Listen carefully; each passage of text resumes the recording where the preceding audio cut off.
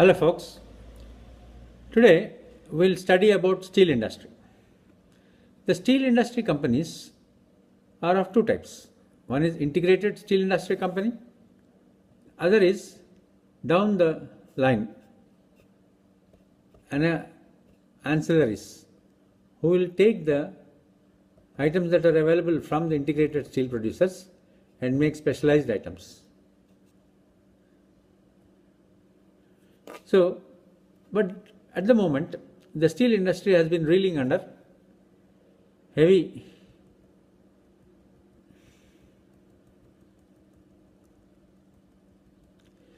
Now, which are the integrated steel producers? Integrated steel producers are JSW Steel, SAIL, Tata Steel, right? And the steel industry was under pressure due to the sharp increase in imports and continued domestic capacity expansion and rise in key raw material prices. Coal has been increased recently. While government support like minimum import price, after a lot of lobbying by steel industry, government has given minimum import price and a safeguard duty, but it is still struggling to find a market for the domestic capacities. The industry will not be able to bear the burden of the coking coal price increase, which has almost gone up by 3 times.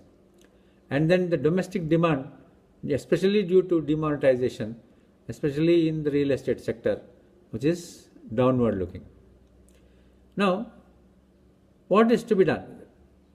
Now, for the people who are ISPs, they are very big players and they got very deep pockets, so they will be able to bear the burden.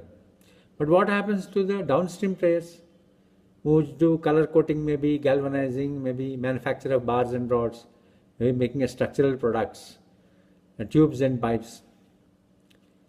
So even here, the downstream companies have to fight the ISPs themselves, because we have also added value-added segments.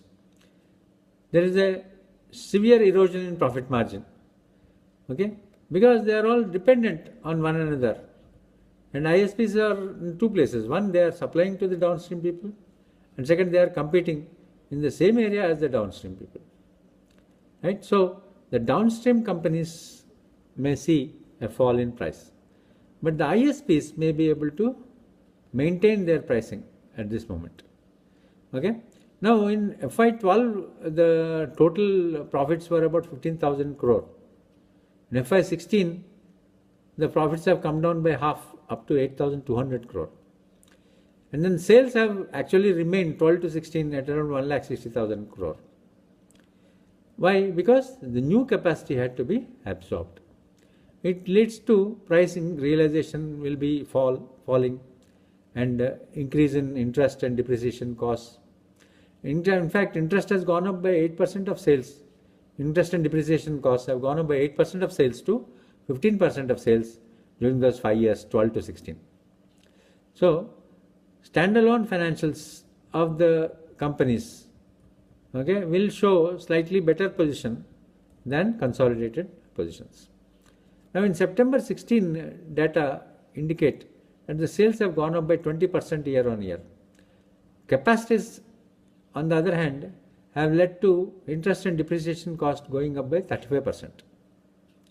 So the bottom line of the profit of 700 crore in September 15 has fallen to 1300 crore loss in September 16. So SAIL, Tata Steel, JSW Steel, all total have around 40,000 crore in FY16.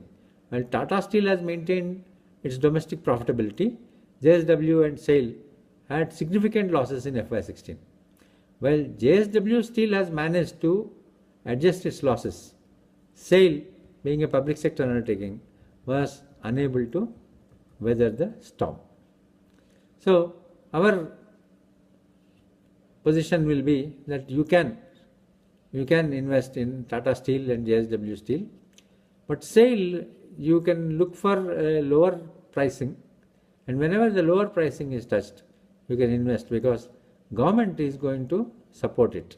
It has a government support, and maybe in the disinvestment the share also may be there.